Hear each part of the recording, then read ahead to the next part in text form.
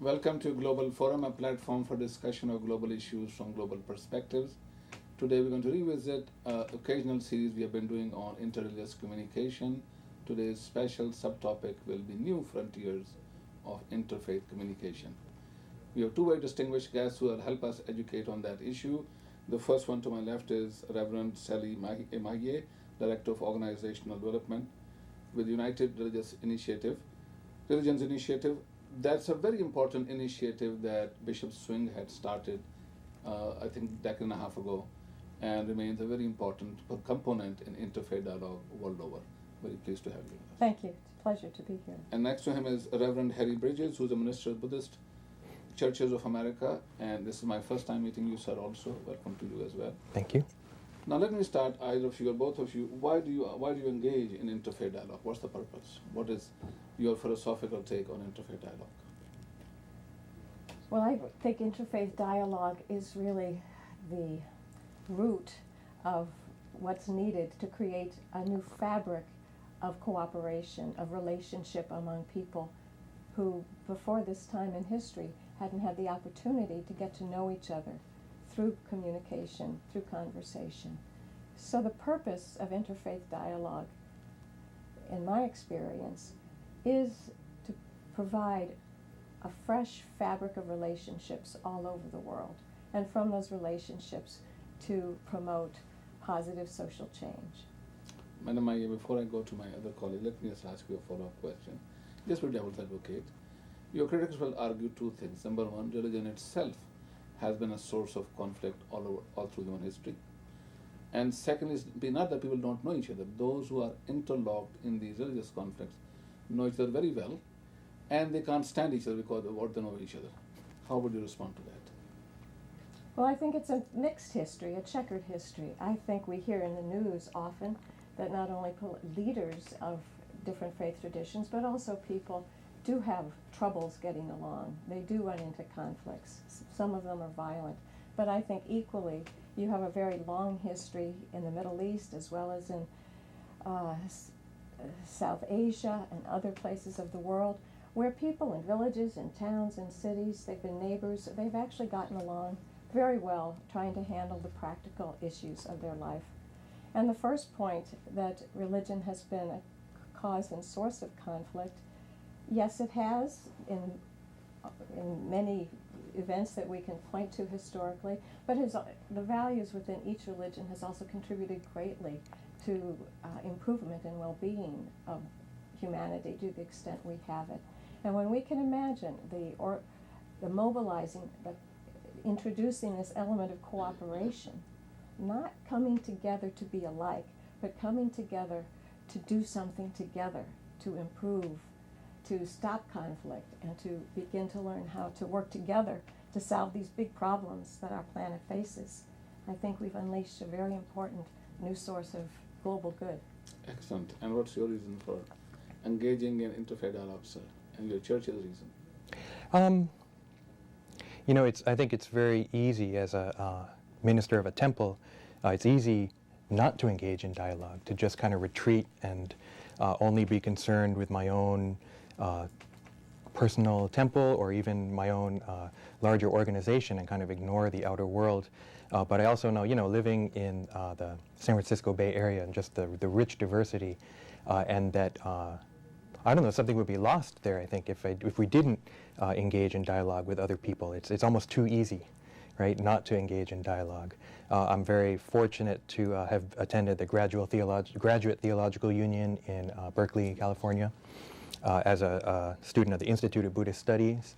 And one of the best parts of that program was not only being able to delve into my own faith tradition, but also to meet, encounter, discuss with, argue with people from other faith traditions, whether it be it other Buddhists or Christians or Jews or whatever. Yeah, so I find my life to be enriched by dialogue, interfaith dialogue. Can you recall any particular event or particular dialogue that really made you think about your own faith and get a better understanding of it? Yeah, one, I think it's often we forget, we think that interfaith dialogue is only between, like, for example, Christians and Buddhists. But sometimes it seems like Buddhists of different schools of Buddhism don't get along or have very differing views. And I remember when I was a student, a Theravada monk really questioned and maybe even criticized my own school of Buddhism. And we had this discussion just in the kitchen, and I left with my faith crushed.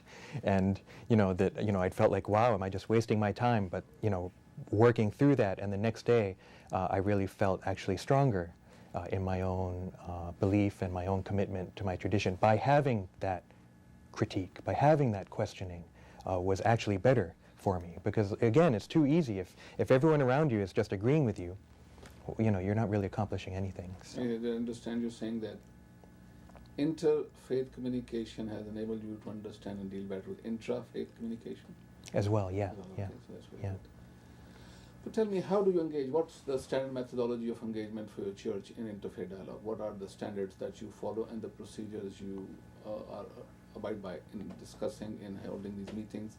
What are the desired outcomes you seek, and how do you seek them? Well, I mean, it requires respect, right? That you have to respect the other party, and you have to listen. This isn't only an interfaith dialogue. I think that listening is maybe kind of a lost art in American society, but to really be able to listen to someone else, not waiting for your own chance to give your own viewpoint, but to really listen and respect the other party and to try and learn something from that, I find to be my own methodology, I think. Yeah. And then what's the outcome that you're seeking? I think sometimes even just the dialogue is a worthy outcome. Just that opportunity for conversation, if we can have that dialogue, then to me that's a worthy outcome. We may not agree, we may come apart, leave not agreeing with the other person, but to me that's fine. I think that the fact that we had that face-to-face encounter, the fact that we were able to discuss things, and maybe I was able to ask questions of myself and learn something more about myself, I think to me is a good outcome. So if nothing is resolved, nothing is gained, it is still meaningful for you because it's reassuring of each other's humanity. What is the gratification that you seek out of a failed conversation or a failed negotiation? Why is it still with redeeming features? I don't know if I've had that many failed. No, I've had failed conversations, I guess. But I think, I guess I have a bit of a cynical streak, and I know that not everyone will agree. There's not going to be some point in the future when everyone agrees on everything. And so shooting for agreement, I think, isn't necessarily going a worthy goal. That really that conversation, that meeting, and like you say, that two human beings have met and have been able to acknowledge each other's humanity, acknowledge each other as people. I think is really key. Yeah. Very good. And how about you? What is the goal that you seek in your interfaith dialogue? Well, I think it can be synthesized into two words: relationship and cooperation. When I looked up the word communication in the dictionary, the second meaning is the having of meaningful relationship. We don't usually think of that definition. We think of exchanges of information. That's important. But again, in United Religions Initiative, we were gifted early on, as we were just developing the idea to have such an organization, in a process that we've used to actually begin these conversations, these dialogues among people who heretofore had never sat down and spoken together. And it was a process that's called appreciative inquiry. And we use that successfully year after year, small groups and big groups. And its primary idea is you discover the best in each other's history and each other's values. So with questions, usually a one-to-one conversation. So, I would say, tell me, in the highs and lows of your life, what are some of the high points when you made a difference, or when the work you did was recognized as important or as adding something to your family or to the community, like the best of that person's experience. And if you could imagine 30 years into the future, when there was much more cooperation, different faith traditions, what could you see? What would you imagine? there are many other kinds of questions like that. Or tell me a story of the very best from your faith tradition, the words, the theology that inspires you, that supports your work. And what we've seen is that when we ask people, no matter what their differences are, to sit down and ask each other, to interview each other with those questions, to speak from the heart, to listen, as you were saying, quite openly, incredible new information emerges for those people. They didn't know that one time there was a teenager from Watts, California, who was, basically working with gang work, and they had come up to be a part of our youth leadership. And this young person was in conversation with an Episcopal cleric from Canada, a very stiff, formal kind of person, and then this kind of young, groovy person. Well, we thought, that's a typical, those are many barriers, not just religious, but lots of them. And they came out arm in arm. They were surprised by the friendship that occurred as they delved deeper into their own life experience and what made them who they were. And then you help people relate at that level. And then as the information about their religious differences emerges, it becomes more of a fascination, a kind of as you were saying, it's a gift to say, wow, that's interesting that you hold Jesus in this belief and I hold it in this way, or God or no God. That's a curiosity. And no one wants to change those beliefs, but like you were saying, you feel enriched by not only the beliefs you hear from someone, but from the practices as well. I think I've been moved and inspired more by just being with people of other faith traditions as they practiced. I remember once we were so busy getting ready for a conference right down in San Francisco, and it was time for it was Friday afternoon, it was time for the Muslim prayer, the afternoon prayer. And we were working with a Muslim fellow, and he said, I got to stop. And he threw down the pieces of paper, and he began his prayer right there in this basement hallway. And we all stopped, and we, just in reference to that moment of respect within the busy day. And as a Christian, that taught me deeply. I could do that, but I've never done that. And so that was a powerful enrichment that I've really That's kept. Wonderful story. It's all music to my ears. I must ask you more difficult questions. And I want to connect also with the Hans Kung and the work that Bishop Swing has done, but let me ask you the first tough question on that one. To what extent do you think that goes beyond ceremonial respect for each other and really begins to deal with difficult issues? Isn't that we have this demonic image of each other in our closets that we maintain very assiduously through framework of scholarship, through the framework of theology? So to what extent this really helps us mediate the real difficulties, the real doctrinal oppositions, where if I really follow this path, then I must think of you negatively and think of him negatively. So I suspend that criticism for the duration I'm with you, and I feel good. The suspension makes me feel good. But isn't it true that most of us go back to that negative image that's so carefully hidden in a closet? And of both of you. Well, one, I think the doctrinal beliefs, principles, are very important to humanity. They've developed, evolved in thousands of years of human history.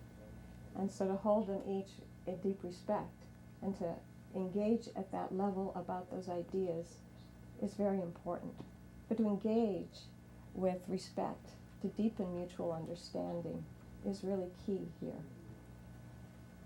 Do people really go back after they've knowing that, for instance, one person I might speak to believes that the only path to salvation is through Jesus Christ, and I, as another kind of Christian, would say, well, yes and no on that, we disagree.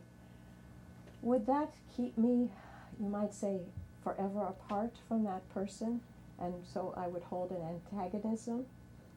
I hope not. I would hope that I can understand the sincerity from which they hold that belief, and that they would understand where my position is on a similar question. But that still the key here is our mutual respect and our ability not to proselytize one another, our decision to do that. And for me, the real point is to work together, because our issues, our problems that we can face together are big now, and we need each other. So I would hope the doctrinal differences would give us a lot of rigor to talk and to be engaged with each other, but they wouldn't block us again from being together and cooperating, rather than hold this competitive, chasm between us. All right, very good. It seems to me, by talking to many people, including your two good selves, that we can summarize the initial steps into four. That's interfaith participants seek mutual understanding, mutual trust, mutual respect, and finally mutual benefit, which may occur from mutual action or without mutual action. Given these four steps of mutual understanding, mutual trust, mutual respect, and mutual benefit, looks like there are two very formal structured propositions to do that. One comes from United Religions Initiative by Bishop Swain. Why should I tell our audience what that is, and then I want to connect it with what Hans Kung has said. Okay. Give us the essentials of that, please. Sure. The United Religions Initiative basically took its name from the initial inspiration for the organization. Bishop William Swing, when he was Episcopal Bishop of California, was asked by the United Nations to help celebrate its 50th anniversary through an interfaith ceremony. But he says that night, after thinking about that the United Nations had been around for 50 years working for peace from nation to nation point of view, he woke up and said, where are the religions of the world? I'm a bishop, but I've never heard of such a daily and enduring presence of people of religions working together.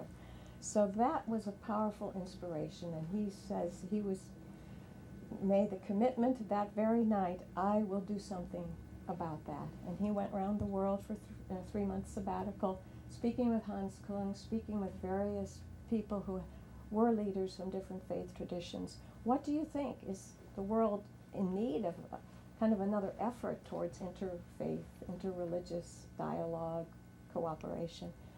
And from Mother Teresa to Hans Kung, the answer was yes, we really need more of that. And this was way before 2001, and we didn't know yet. And in 1995 and 6, it still felt so new that who would really be interested in it? But that idea took shape in framework of an organization. We were again gifted, as I said, with this approach. We wouldn't just build it with a few people who create their own organization. No, we would seed it all over the world through dialogue circles, using this appreciative discovery and design where we engaged people in England and South Africa, in Korea, Latin America. And we had these big meetings here every year. So in 2000, we launched as an organization, and the other insight that came was that it wouldn't be a top-down way of functioning. It would be inclusive, which meant anyone who committed to the principles, the values of URI would be invited. It wouldn't deal some religions in and some out. And it would also be a grassroots organization which would invite the people of the world to take up this project together. And we call these units of just local people self-organizing towards a shared purpose, we call these groups cooperation circles. So when you talk about... What's the difference between dialogue circle and cooperation circle? What's the first word? The difference between dialogue circles and cooperation circles. Are they the same or different? No, they're different. A cooperation circle is simply the name our organization gave to any group of 7 people. 3 of those 7 have to come from a different faith background. It could be atheism, it could be a traditional religion, could be a new religion, but you have to have a minimum diversity. And the purpose of this group, it could be 7 or it could be hundreds. It could be a pre-existing organization. We have one big nonprofit in Belgium and other social service organizations. But if they're committed to the shared purpose of URI, which is to promote enduring daily interfaith religiously motivated violence and create cultures of peace, justice, and healing for the earth and all living beings. And if their particular purpose is in accord with that big shared purpose, then they apply to become a circle, and they're part of the membership. So now we have over 400 of these circles in 70 countries, powerful grassroots groups from 45 to 50 in the United States, 35 to 40 in Pakistan itself, over 80 or 90 in India, 13 to 20 in Korea, several in the Philippines, Middle East, there's at least 50. And again, some are well-known organizations that have been doing this kind of work that see benefit from belonging to an international collective. And some are small groups who just meet once a month for potluck conversation and to organize in small ways. But we're excited about this new dynamic design, and we feel it really allows unlimited numbers of people to get in on the action. I share your enthusiasm about the dynamic design. Good. But I do want to ask you, when we come back from break, what's the benefit, what's the final outcome of this thing? And then I'll go to our colleague and ask him about Dalai Lama's model. But we'll be back after a short break. Stay with us. Thank you.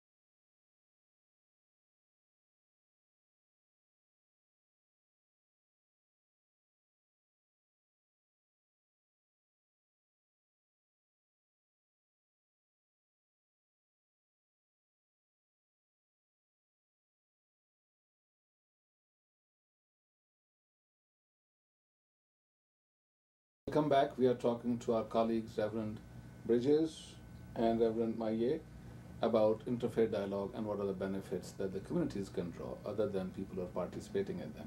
I'm sure it is spiritually uplifting, it is morally satisfying, it is aesthetically gratifying, all of those things are there. But what is the benefit for communities at large? Can you please enlighten us on that? I would love to, because we've seen that the benefits are powerful and clear and very practical, and sometimes unexpected. For instance, in Metro Manila in the Philippines, there was a group that began as a meditation group, people from different backgrounds. Their circle was called the Peacemakers Cooperation Circle. They were Muslims, they were Hindus, they were Christians, very indigenous, various kinds of people. They spent a couple years getting to know each other. But soon there was outbreak of violence and disruption in Manila as people from the South Philippines, the Muslim communities, moved in. And there was disruption in shopping malls, and who knew what to do? And they called on this group, the Peacemaker Circle, and they were able to intervene in a very sort of normal way, which is just people who weren't afraid to get into conversation and be, you might say, the intermediaries between what the Muslim needs and issues were, and the Christians in the communities. That's just one example.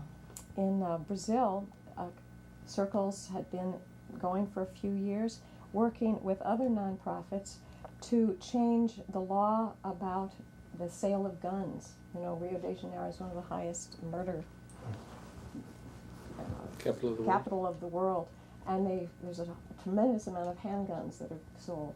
And through cooperation, these various communities, working through circles as well as with other organizations, were able to do a huge democratic event, which was to really be successful in changing that legislation so that the number of handguns were reduced. They also asked mothers and wives and people, bring in your guns, bring your guns to the synagogues, bring your guns to the church, and we will smash them.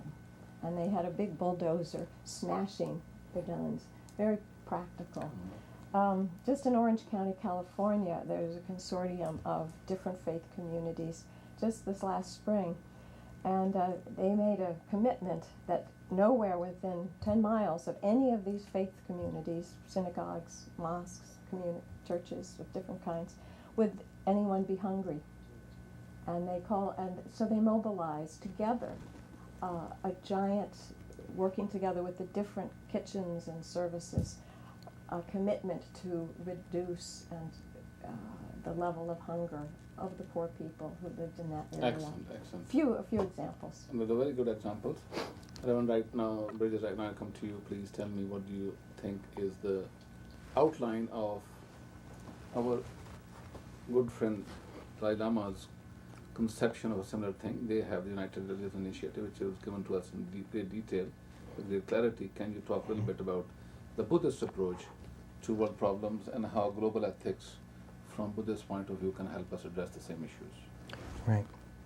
The Dalai Lama is just really amazing person. I think he's an excellent example of someone who is involved in conflict, right? In the conflict between the Chinese government and the Tibetan Buddhism, and the Tibet as a nation, and in the face of violence, absolutely refusing to engage in violence, right? And that nonviolence is his, I think, one of the hallmarks of his approach, which of course is influenced by Gandhi and Martin Luther King Jr.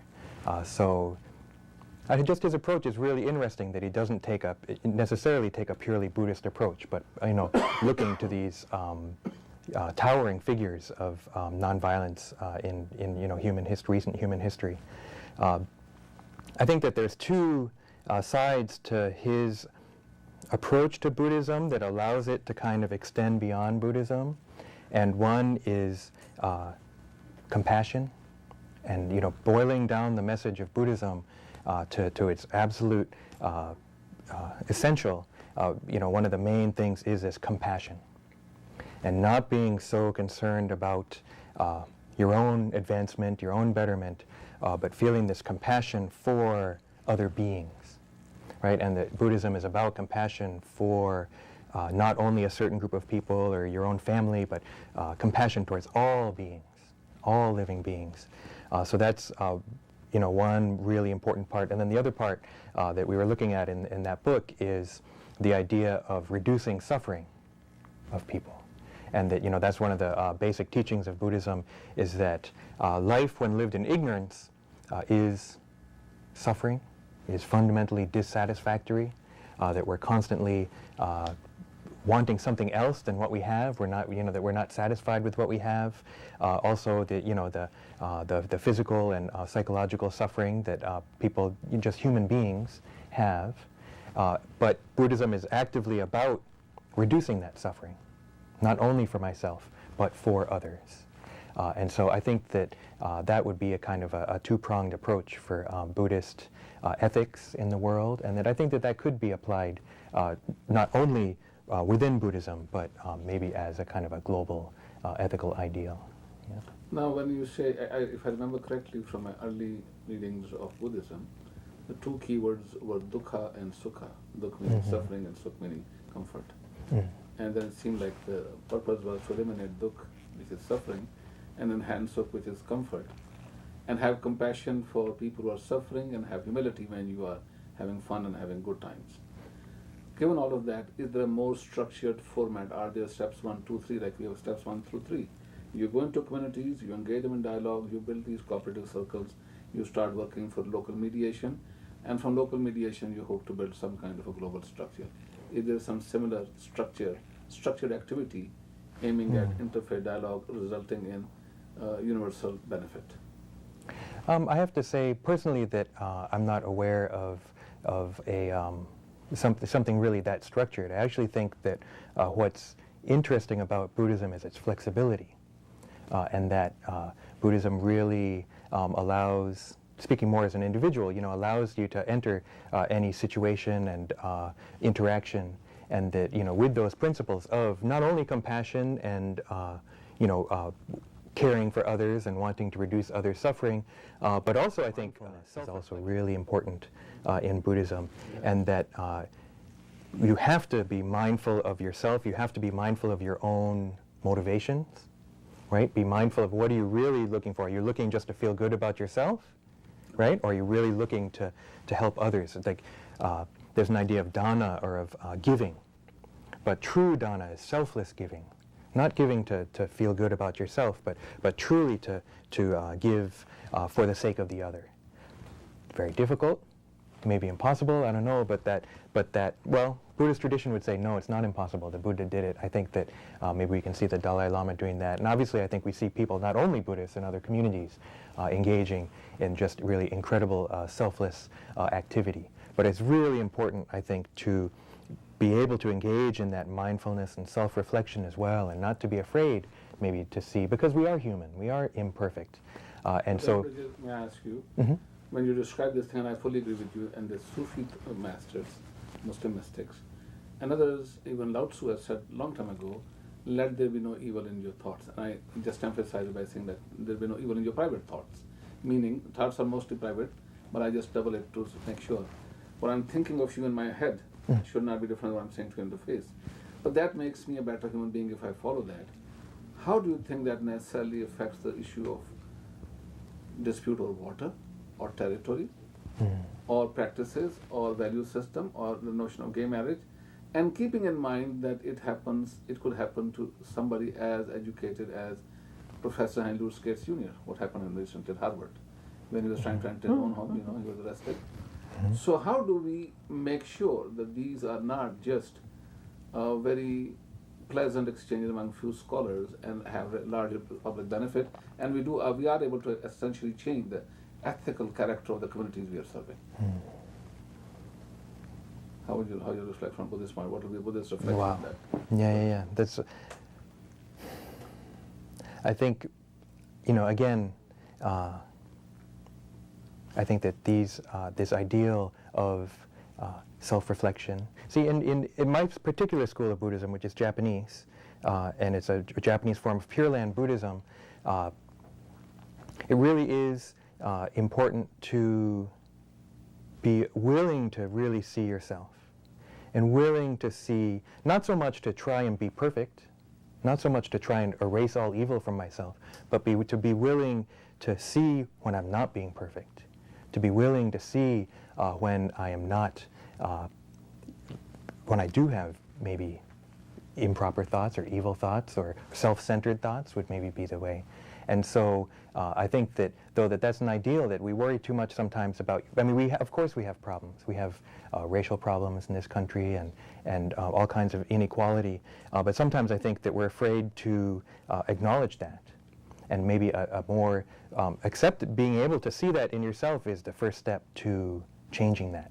If you can't see that, if you can't have that self-reflection and willingness to see where we're not being perfect, then I think that only leads to more problems.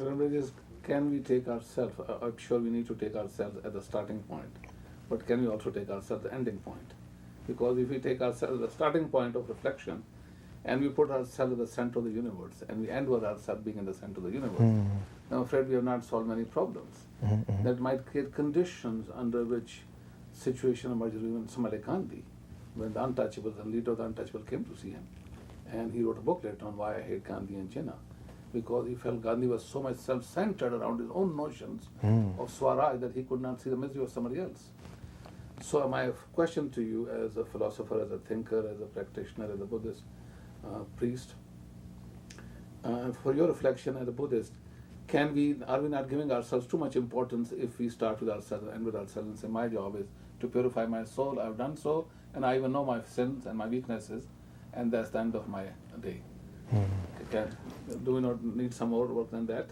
Well, I mean, Mahayana Buddhism, absolutely that one needs to walk the path oneself. Because it's understood in Buddhism that if you aren't walking the path, then you have ignorance, that you are self-centered, right, and that you can't really help others if you are kind of trapped within yourself. But Mahayana Buddhism is absolutely also about helping others, and helping others to relieve their suffering, helping them to also walk the path. And so it has to be those two.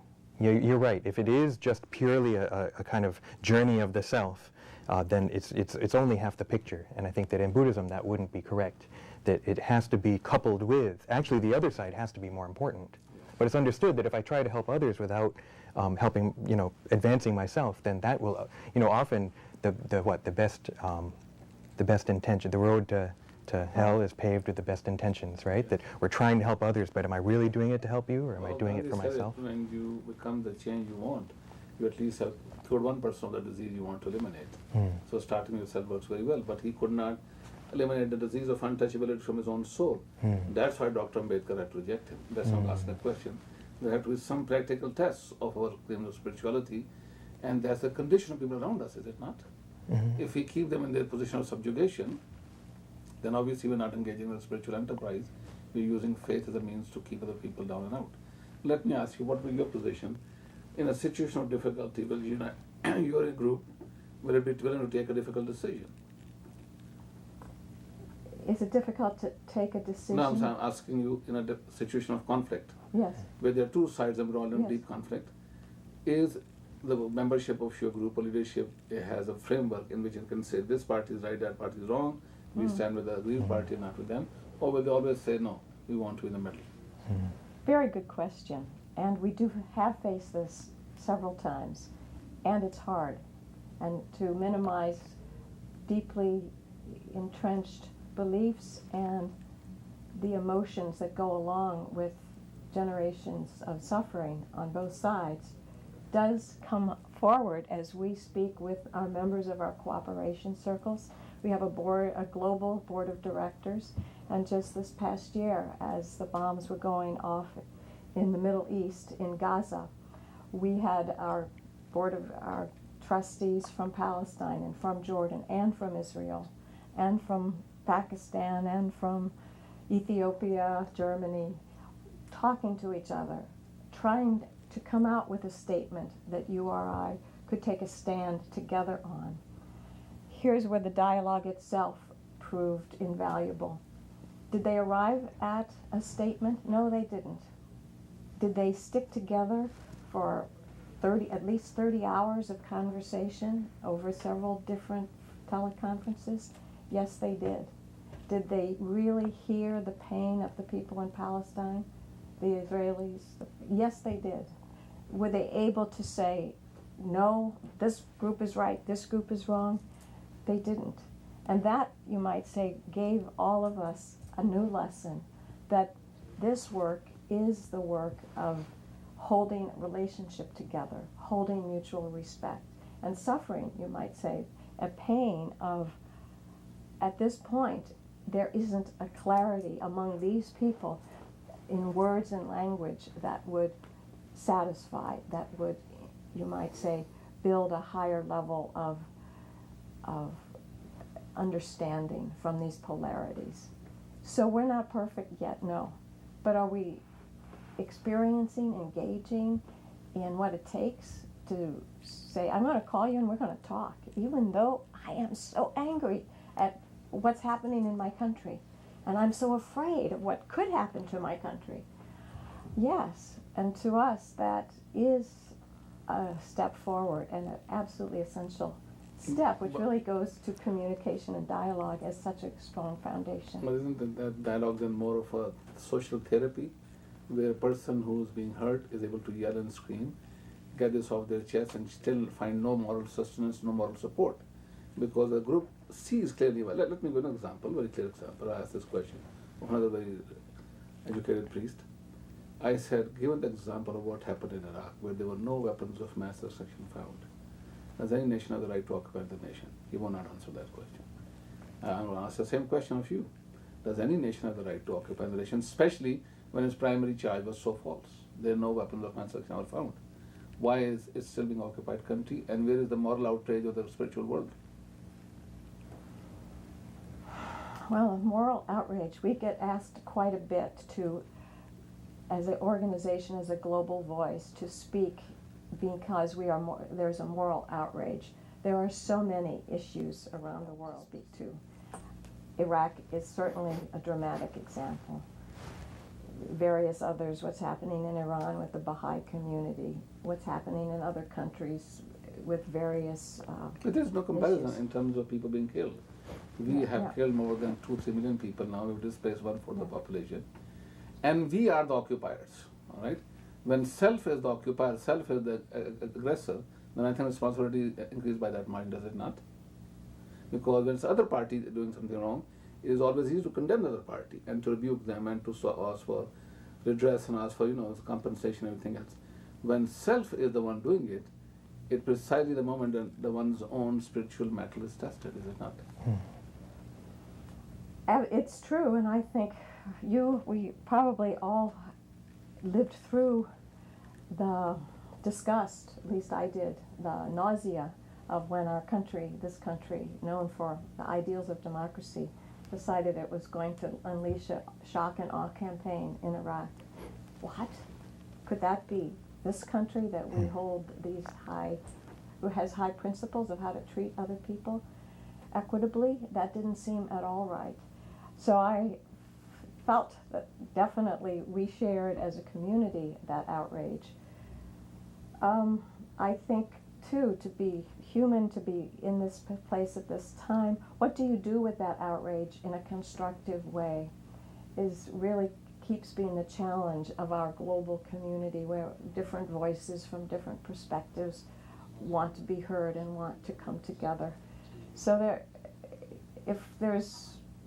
I would say we're still trying very diligently to find a common voice of moral outrage, and at the same time be a safe place where people of different strong opinions, and we had other members of our board who thought the United States had good reason and was justified.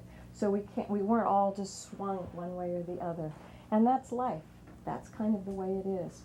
So we struggle, especially at these acute times. But I have to say that while those are the dramatic moments, the daily experiences of people on the ground who make small steps towards resolving some moral outrages that perhaps don't make the news, but who come together to jointly celebrate ceremonies, memorials, services from different faith traditions where marriages are blessed instead of the couple being dismissed from the community. I'm practically out of time. Let me ask both of your questions and conclude. Did your organization take a stand at the mistreatment of Professor Henry Scates Jr.? No, we didn't take a stand on that issue. Or any reflection, any kind of insight? Because that has exemplified a major crisis in this country, in race relations, is not. A man who is he was designated by the New York Times as America's leading intellectual, not America's leading black intellectual, America's leading intellectual, bar none. And yet, just for entering his own house, by forcing the door open, he is arrested, fingerprinted and photographed, mistreated and humiliated. So that must have some commentary of where we have arrived, even when Obama has become the president of this nation. Did you do a reflection on that question? Again, I think it goes to being willing to face the problems and not, because right before that we were saying, oh, America's racial problems have changed, right? The whole landscape has changed, but that was shown to be not true. So we need to realize that and wake up to that truth and continue, I think, trying to change things for the better. I thank you both. Thank you. This is one of the series of programs we have done on interfaith dialogue. The more I speak with my learned colleagues, esteemed guests, the more I become convinced of the fundamental notion that in any situation of conflict which involves ethical and moral considerations, one must always be willing to do a dual, simultaneous, intereffective critique of the self and the other, knowing fully well what is self may become part of the other tomorrow and what other may become part of the self today, but that has to be continued, and one must be careful and consistent in one's deliberations. And as one favors one's own in times of injustice, one is only inviting more injustice down the road. Thank you, and we'll continue the discussion in my later forums. Thank you. Thank you, Dr. Saeed.